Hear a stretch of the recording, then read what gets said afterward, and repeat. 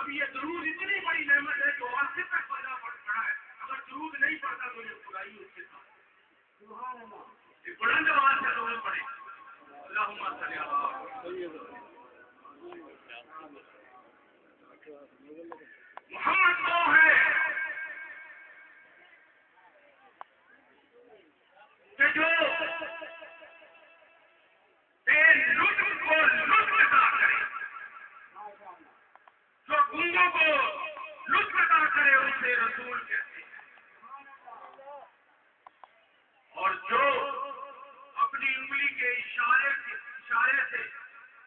شک القمر کر دے اور سوچنے والے شک کرنے والے کو شک میں ڈال دے اسے رسول کہتے ہیں. آپ جس ہستی کا جلوس منا رہے ہیں وہ عام ہستی نہیں ہے، اس کو عام بندہ سمجھنے والا، عام انسان سمجھنے والا آج اور سن لے. کیا تم نے ابو لہب کو نہیں دیکھا جو رسول کے چچا تھے؟ جب آپ کی ولادت ہوئی تو ابو لہب کی غلام جس کا نام سوبیا تھا دوڑی ہوئی آئی اور آ کے ابو لہب کو خوشخبری عطا کی کہ ابو لہب میرے گھر بھتیجا پیدا ہوا ہے. تو ابو لہب نے زبان سے کچھ نہیں کہا، اشارے سے اس کی آزادی کا پیغام دیا کہ آج سے تو آزاد ہے. یاد رکھو وہ غلام سوبیا جب آزاد ہو گئی اور رسول نے اپنی رسالت کا اعلان کر دیا اور ان کے بادل خودوں کو دیر کر دیا،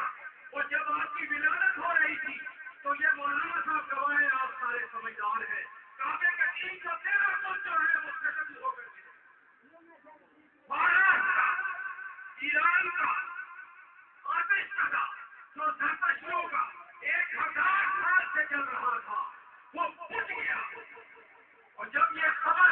پورے علاقے میں پھیل گئی تو سب نے یہ کہا کہ آج دنیا پہ وہ بندہ اور نور تشریف لے آیا ہے جس نے دنیا کے تمام باطل نظاموں کو مٹانا ہے. اور آپ نے دیکھا کہ وہ باطل نظام کس انداز سے مٹتے چلے گئے. تو یاد رکھو ابو لہب کی اس داستان کو اپنے کانوں میں اور اپنے ذہنوں میں بتا لو کہ جب ابو لہب نبوت کا اعلان کیا تو ابو لہب نے آپ کی سب سے زیادہ اگر راہ میں رکاوٹ ڈالی وہ ابو لہب تھا یا ام جمیل تھی اس کی بیٹی.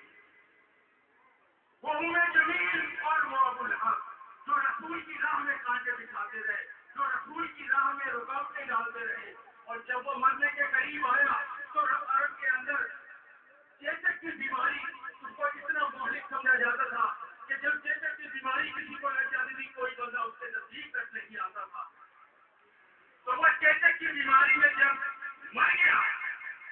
تو 3 دن تک اس کی لاش جو ہے وہ پڑی رہی اور تعامل اس سے ہوتا رہا. تمام مکے کے شفا اور سرداروں اکٹھے ہو کر اس کے اولاد سے بات آئے جو اس کے 4 بیٹے تھے اور کہا تمہیں شرم نہیں آتی؟ تم اپنے باپ کو دفناتے کیوں نہیں ہو؟ تو روایت کا جملے ہے کسی نے کہا کہ وہ کھڈا کھود کر اس کی اولاد سے ایک کھڈا گڑھا کھودا، اس گڑھے کے اندر اپنے باپ کو لے جانے کے لیے بڑے بڑے بانس اس کی نوک کے اوپر ٹھکا دے کر اس کی لاش کو اس میں ڈالا. اور ایک روایت کے مطابق یہ ہے کہ ایک دیوار کے بالکل نیچے ایک گڑھا کھودا گیا اور اس گڑھا کھودنے کے بعد اس کو بڑے بڑے بانسوں سے دھکیل کر اس میں ڈال دیا گیا اور بعد میں اس دیوار کو دھکا دے کر اس پر گرایا گیا. تو جب دیوار اس ابو لہب کی لاش پر گری تو کچھ حصے جسم کے ننگے رہ گئے، 2 حصے جسم کے ننگے رہ گئے. لوگوں نے دور کھڑے ہو کر پتھر مار کر اس کا وہ جسم ڈھکا. میں جو بات آپ کو بتانے جا رہا ہوں وہ یہ ہے کہ جو رسول کی شان میں جو رسول کو عام آدمی سمجھے وہ اس روایت کو یاد رکھے. جو دیوار گرا دی تو جسم ننگا تھا اس کو دور کھڑے ہوئے لوگوں نے پتھر مار کر سب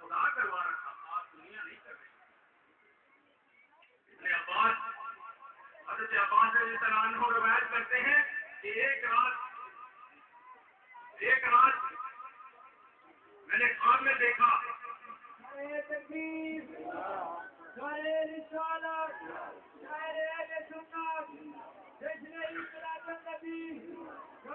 نے خواب میں دیکھا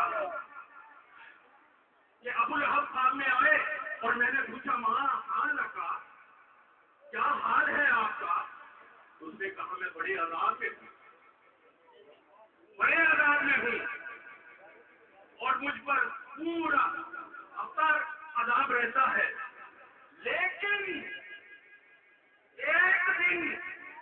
جو پیر کا دن ہے جس دن رسول کی ولادت کی خبر اس سوبیا نے دی تھی اور اس ابو لہب نے اس کو انگلی سے اور دوسرے سے اس کو آزادی کا حکم دیا تھا، میرے اس انگوٹھے اور اس انگلی سے شہد اور پانی میٹھے پانی کا چشمہ پھونکتا ہے، میں عباس اس شہد اور پانی کو پیوس کر راحت محسوس کرتا ہوں، ورنہ سارا کا سارا آپ کا جو ہے نا میں عذاب سے گزارتا ہوں۔ یہ ایک اشارہ ہے، اس ایک اشارے کا ویڈیو رسول کو خدا کو اتنا پسند آیا کہ اس ایک دن کی اس کو جو ہے نا رہائی میسر آئی، ایک دن کا سکون میسر آیا، ساری زندگی اس نے عذاب میں گزاری۔ تو کہنے کا مقصد یہ تھا کہ یاد رکھو کہ اگر آپ رسول کی ذات کو عام آدمی سمجھتے ہیں، وہ عام نہیں، وہ نور ہے۔ اگر عام آدمی سمجھو گے تو اس روایت کو ذہن میں رکھ لو، تمہارا کوئی اشارہ کرنے والا بھی کوئی نہیں ہے، تم تو کسی کو آزاد بھی نہیں کر سکتے۔ سلام اس پر کہ جس نے زندگی کو زندگی بخشی، سلام اس پر کہ جس نے زندگی کو زندگی بخشی، جو پتھر آنکھ تھی اس کو محبت کی نمی، ختم الرسل مولائے کل جس نے غبارے راہ کو بخشا فروغ وادی سینہ، نگاہ و عشق مستی میں وہی اول وہی آخر، وہی قرآن وہی فرقان وہی یاسی وہی دانا، یہ تمام سچا ہے اس محمد کی خوشیوں کا جو آج ہم رس کھا رہے ہیں۔ یہ جو آج سورج چمک رہا ہے یہ رسول کی اس شکل محترم کا چہرہ پرنور کا یہ ایک کرشمہ ہے کہ جو سورج چمکا رہا ہے۔ خدا فرماتا ہے کہ رسول میں نے یہ سارا کچھ تیرے لیے تخلیق کیا، تو ہے تو دن ہے، تو ہے تو رات ہے، تو ہے تو پانی رواں ہے دریاؤں کے اندر، تو ہے تو یہ ساری آب و ہوا اور صحت و زندگی اور انسان پرنور نظر آ رہے ہیں۔ تو میں آپ سے ایک درخواست کروں گا، آپ اس جشن کو اتنے پرجوش طریقے سے منانے کے لیے جو کاروائی نمائش جو کچھ آپ کر سکتے ہیں وہ کیا کریں۔ سارا سال آپ کے پاس ہوتا ہے، ایک دن آپ خدا کی حضور کے لیے گلیوں بازاروں میں گھومو گے اور آپ ان کا اگر جشن مولود مناؤ گے، یقیناً خداوند عالم تمہارے گھروں پہ رحمتیں کرے گا، تمہاری بیماریوں کو شفاؤں میں بدل دے گا۔ آخر میں جیسے انہوں نے عرض کیا، میں چند شعر جو ہے نا آپ کو اپنی تازہ ناز کے سنا کر اور پھر رخصت دوں گا۔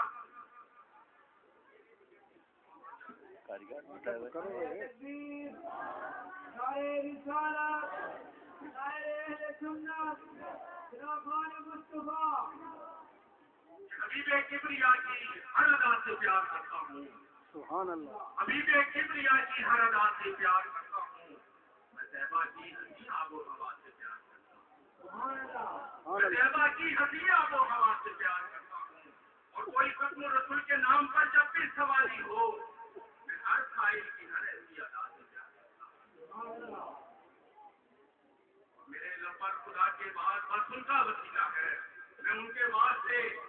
کے واسطے سے ہر دعا سے پیار کرتا ہوں، اور جہاں بھی آمینہ کے لال نے اپنے قدم رکھے میں اس خطے کی اس خاک شفا سے پیار کرتا ہوں۔ بڑی ذکر محمد کی تلاوت میں حلاوت ہے،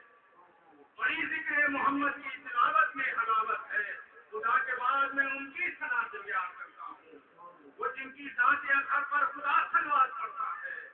وہ جن کی ذات اثر پر خدا صلوات پڑتا ہے، میں اس آقا محمد مصطفیٰ سے پیار کرتا ہوں۔ درود پاک ہے ویسے زبان کیوں خوف میں ہو۔ درود پاک ہے بنتے زبان سو کے محشر ہو کبھی تو چاہتا ہے روز جگہ سے پیار کرتا ہوں اور جس کے وصل پر بھی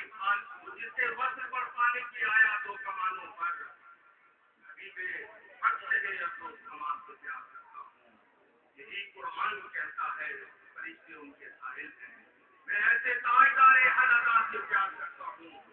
محمد جس سے بستے ہیں وہ دل سے ماننا ہے محمد جس سے بستے ہیں وہ دل سے ماننا ہے میں ان کے عشق میں ڈوبی وفا سے پیار کرتا ہوں مجھے تو نسبت ان کی زمانے سے بھی افضل ہے ادائک پنجتن ہوں کا بڑا سے پیار کرتا ہوں میرے من کے پتے منظر میں کیوں آپ سے بندھیرا ہو میرے من کے پتے منظر میں کیوں آپ سے بندھیرا ہو خدا کے نور کی نوری سے آپ سے پیار کرتا ہوں اور آپ کو بھی سلامت رکھیے آپ سے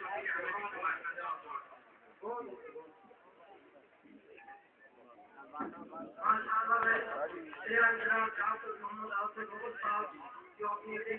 فرما رہے ہیں